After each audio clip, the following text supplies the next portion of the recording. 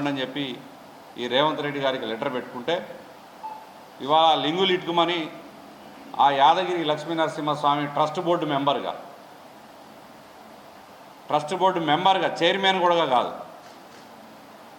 ఇవాళ ఈ రాష్ట్రంలో యాదవుల్ని అడ్డంగా వాడుకున్నటువంటి కాంగ్రెస్ ప్రభుత్వం కనీసం ఈ క్యాబినెట్లో ఒక యాదవ మంత్రి కూడా లేనటువంటి దుస్థితి ఇవాళ ఈ రాష్ట్రంలో ఉంది.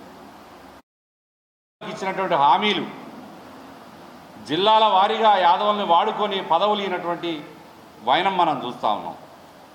ముఖ్యంగా ఈ ఖమ్మం జిల్లాలో కూడా ఒక్క యాదవుడికి కూడా ఇవాళ ప్రభుత్వం ఏర్పడి 3 సంవత్సరాలు కావస్తూ ఉంది. ఒక్క పదవిలో కూడా ఒక యాదవుడికి నామినేటెడ్ పదవి ఇచ్చినటువంటి పాపాన పోలేదు. ఇక్కడ 3 మంత్రులు వాడుకున్నారు యాదవ నాయకుల్ని. అట్లాంటిది ఒక ట్రస్ట్ బోర్డు మెంబర్ ఇస్తే మీ కాంగ్రెస్ పార్టీకి సంబంధించినటువంటి రాష్ట్ర యూత్ ప్రెసిడెంట్ తిప్పి కొడితే 30 సంవత్సరాలలోపు ఉన్నటువంటి ఆ పిల్లగాడు రాష్ట్ర అధ్యక్షుడు శివచరణ్ రెడ్డి ఎంతటి బలుపు మాటలు మాట్లాడుతూ ఉన్నాడని మనందరం చూస్తూ ఉన్నాం. నీ తండ్రికే తల్లి లాంటి వయసు ఉన్నది ఆమెకి. ఆమెను పట్టుకొని నువ్వు మాట్లాడినటువంటి మాటలు ఏం మాటలు అవి? నీ కండకావరం ఇంత బలుపా? ఒక పక్క యాదవుల్ని తిడతారు, నువ్వేమో నీ అయ్యేమో ఒక పక్క గౌళ్ళని తిడతారు.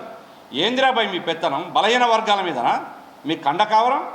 ఇవాళ మీ ముఖ్యమంత్రి అట్లే మాట్లాడతారు. మా ముఖ్యమంత్రిని చూసుకొని మీరు కూడా అదే బాట పట్టుకొని ఇవాళ బలహీన వర్గాలపై దాడులు చేస్తూ ఉన్నారు. ఎంతవరకు కరెక్ట్ ఇది? బీసీలు ఇంత ముందులాగా లేరు బిడ్డ, తస్మాత్ జాగ్రత్త. ఇలా ప్రతి జిల్లాలో కూడా బీసీలు పెద్ద ఎత్తున చైతన్యవంతమవుతూ ఉన్నారు. మీరు ఎంత అనగదొక్కాలని చూస్తే ఇవాళ అంత పెద్ద ఎత్తున బీసీలు మరి తిరగబడేటువంటి పరిస్థితులు ఉన్నాయి. ఇంత జరిగినా కానీ ఈశ్వరమ్మ గారికి మద్దతుగా అన్ని కులాల నాయకులు, యాదవ సంఘం నాయకులు లాస్ట్కి నీ ఇంటిని ముట్టడించేటువంటి పరిస్థితి వచ్చినా కానీ నీకు సిగ్గు శరం లేకుండా మళ్ళీ మీడియా ముందుకు వచ్చి తగుదునమ్మా అని బొంకులు బొంకుతావు. అది నా వాయిస్ కాదు, ఏఐ వచ్చింది, ఆ ఏఐ ద్వారా క్రియేట్ చేసినటువంటి వాయిస్ అని చెప్పి బొంకులు బొంకుతున్నాడు.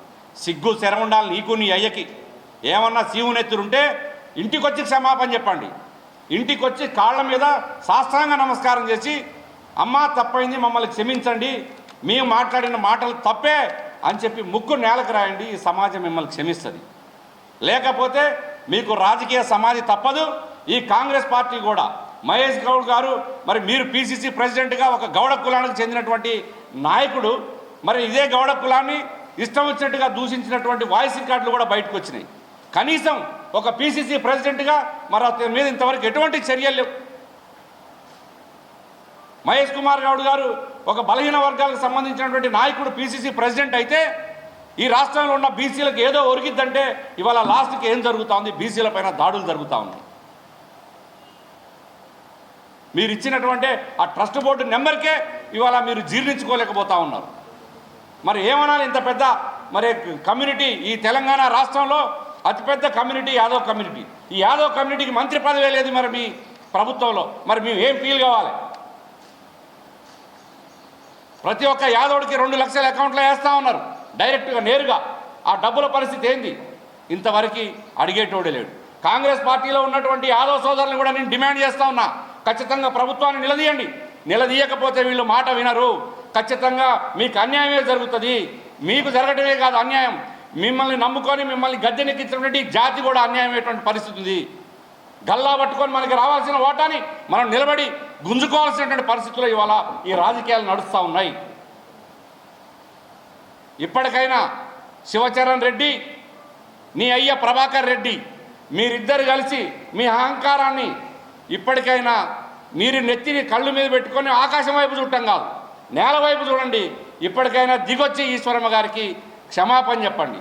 ఇది ఏదో ఒక బీసీ మహిళ ఆమెని బీసీ మహిళని అవమానించటమే కాదు, మీ అగ్రకుల అహంకారాన్ని ప్రజలకి మళ్ళొకసారి చూపెట్టినట్టుగా భావించాల్సినటువంటి పరిస్థితి ఇవాళ. కాబట్టి ఈ ఖమ్మం జిల్లా యాదవులందరం కూడా మేము డిమాండ్ చేస్తూ ఉన్నాం, ఈశ్వరమ్మ గారికి తక్షణమే క్షమాపణ చెప్పాలి. నీ అయ్యా నువ్వు ఇద్దరు కలిసి ఆమె ఇంటికి వెళ్ళండి.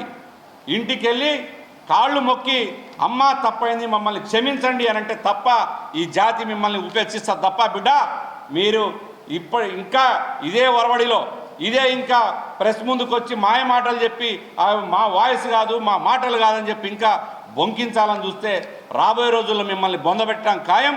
ఈ ఉద్యమం ఇంకా ఊపందుకోవటం ఖాయం అని చెప్పి ఈ ఖమ్మం జిల్లా యాదవుల తరఫున మేము ఆ శివచరణ్ రెడ్డిని వాళ్ళ అయ్య ప్రభాకర్ రెడ్డిని మేము తీవ్రంగా ఖండిస్తూ ఉన్నాం.